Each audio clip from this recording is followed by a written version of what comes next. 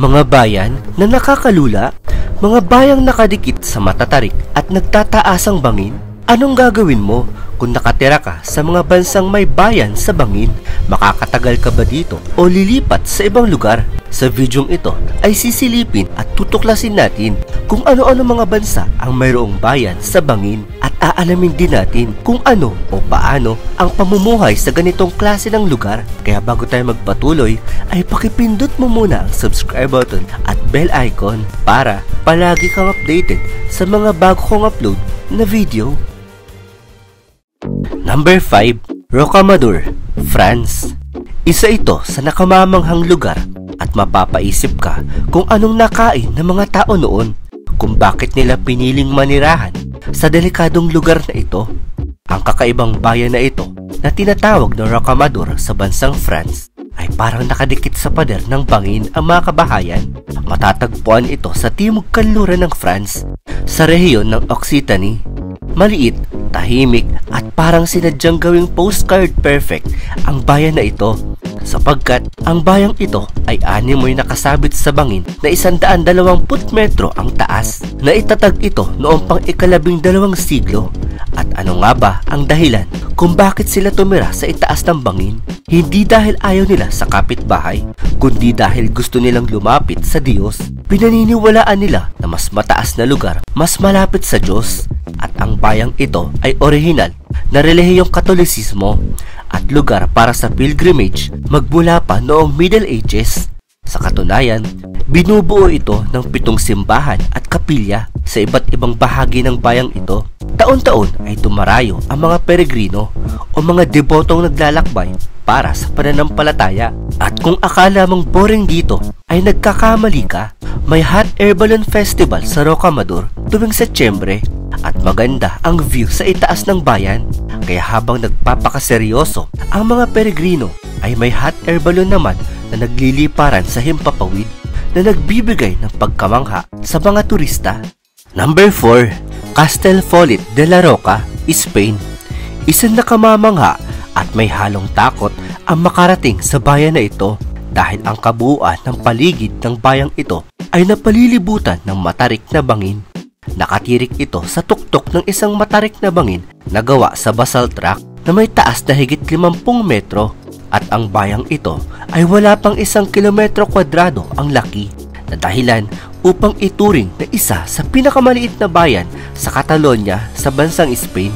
Nabuo ang bangin sa pamamagitan ng 2 magkapatong na daloy ng lava mula sa mga sinaunang pagsabog ng bulkan.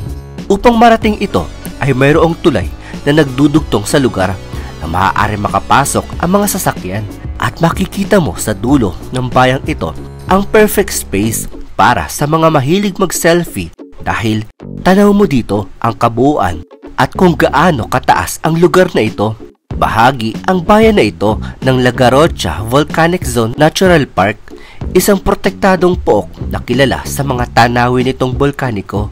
Ang bayan ay napapaligiran ng 2 ilog na parehong nagbibigay ng likas na ganda sa lugar. Itinatag ang Castellfollit de la Roca noong panahong medieval era at kapansin-pansin ito dahil sa estruktura ng mga bahay at makikipot na kalsada. At ang makasaysayang bahagi ng bayan ay nananatiling buhay magpasa hanggang ngayon. Ang pamumuhay dito ay payak, payapa o simple lamang. Karamihan sa mga residente ay nakikibahagi sa agrikultura. Maliit na kalakalan at malaking porsyento nito ay sa turismo. Kilala rin ito bilang isa sa pinakakapanapanabik na tanawin sa buong Spain, lalo na kapag tanaw mula sa ibaba ng bangin.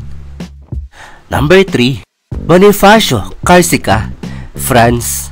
Ang Bonifacio ay maliit pero kahangahangang bayan sa pinakatimog na bahagi ng Corsica, isang isla na sakop ng bansang France.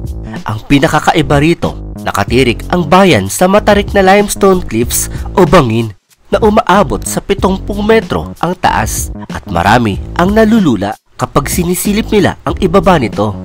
Ngunit mapapawi ang iyong pagkalula sapagkat tanaw na tanaw rito ang malawak na karagatan o Mediterranean Sea. Mayroon itong humigit kumulang 2,700 na residente. Naitatag ang bayang ito noong ika-9 na siglo At hindi basta-basta ang lokasyon sapagkat sinadya talagang itayo ito sa bangin para madaling makita ang mga dumarating na kaaway gaya ng mga mananakop noong unang panahon. Kahit may mas malawak at patag na lupain sa paligid, mas pinili ng mga lokal na mamamayan ang limestone cliff o bangin upang hindi sila mapasok basta-basta. Ngayon, simple na ang pamumuhay rito. Ikinabubuhay nila ang pangingisda, konting agrikultura at bukas na sila sa turismo at malaking porsyento ng kita ay mula rin sa turismo lalo na tuwing tag-init dahil sa naggagandahang dagat sa paligid nito. Lalong-lalo na ang dinarayo nitong King Aragon Stairway sa gilid ng limestone na bangin na pinaniniwala ang nilikha di umano sa loob lamang ng isang gabi ayon sa kanilang alamat. Number 2. Positano, Italy. Ang Positano ay isang napakagandang bayang matatagpuan sa baybayin ng Amalfi sa southern Italy. Nasa gilid ito ng matarik na bangin na nasa humigit kumulang 400 metro ang taas mula sa dagat.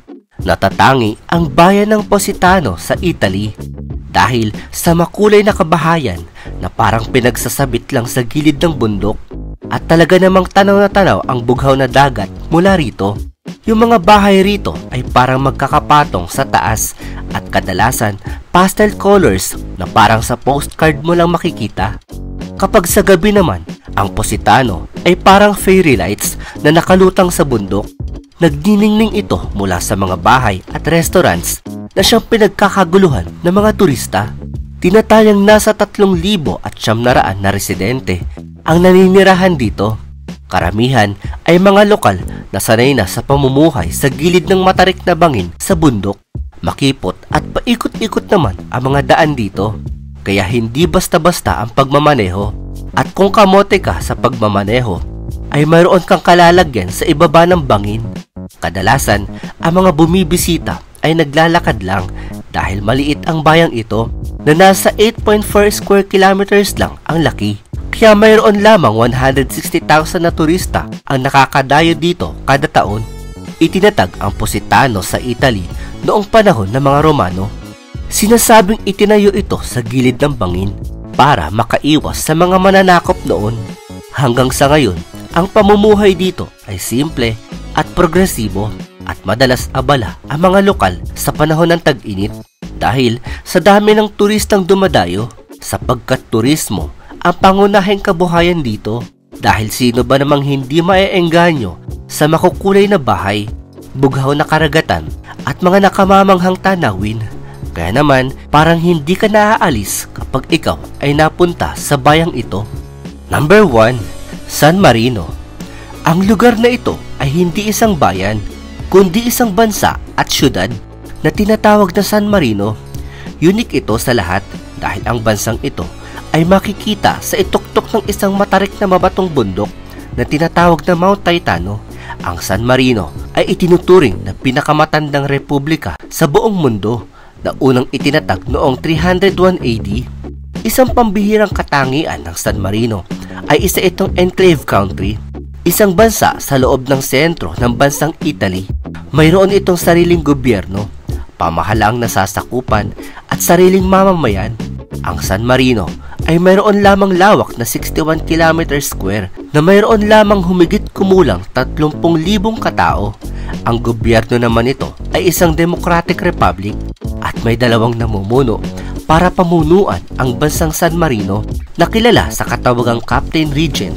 Sila ay kilala sa Head of the State at Head of the Government na may terminong 6 na buwan lamang bilang pangulo ng kanilang bansa. Kahit maliit ang bansa nila, kabilang naman ito sa pang-8 pinakamayamang bansa sa usaping GDP o Gross Domestic Product. Ang bansang ito ay nakasentro sa paglikha at pag-e-export ng quality products gaya ng wine, olive oil, cheese, ceramic at iba pa na siyang hanap buhay ng mga tao rito. Malaking tulong rin ang turismo ng bansa dahil sa mga medieval architectures na siyang umaakit sa mga turista. Sikat na pasyalan sa bansa ay ang 3 Asian Towers nito. Una, ang Guaita Tower o tanggulan laban sa mga mananakop noong unang digmaan. Pangalawa ay ang Cesta Tower makikita sa pinakamataas na bahagi ng bundok Taytano ay ang Sesta Tower na museo ng mga sinaunang armas. At dito ay tanaw ang kabuuan ng kalawakan ng Italy at ng Adriatic Sea. Panghuli ay ang Mantal Tower na pinakamaliit at pinakanakahiwalay sa tatlong tore na siyang ginagamit naman bilang bilangguan noong unang panahon. Ang mga nabanggit na lugar sa mga bansa ay ilan lamang at marami pang bansa ang mayroong ganitong nakamamanghang lugar.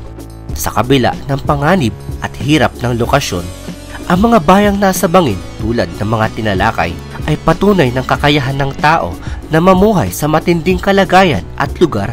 Sa halip na hadlang, naging yaman pa ang matarik na tanawin at nagbigay pa ng ganda, kultura at kabuhayang umaakit sa buong mundo. Ikaw ka-ideya, anong bansang may bayan sa bangin ang gusto mong pasyalan? Isang episode na naman ang natapos sa linggong ito. Hangad kong nabigyan kita ng mga ideyang makabuluhan. Kung ikaw ay may mga topic at katanungan na gusto mong mabigyan ng linaw, ay comment mo lamang yan at aking susubukang bigyan paliwanag ang iyong gusto maging paksa para sa susunod na episode ng Ideya PH. Kaya huwag kalimutang pindutin ang subscribe at pakipindot na rin ang bell icon para lagi kang updated sa mga bago kong upload na video.